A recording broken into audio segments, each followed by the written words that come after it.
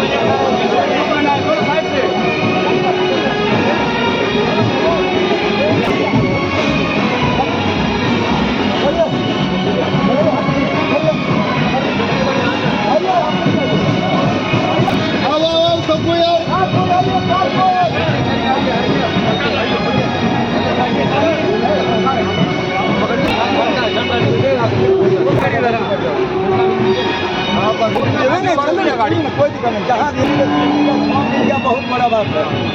चलिए आगे सबको हाथ लगाइए, 2 मीटर का दूरी लगाइए, 2 मीटर का एकदम पहुंच जाएगा सबको, 2 मीटर का।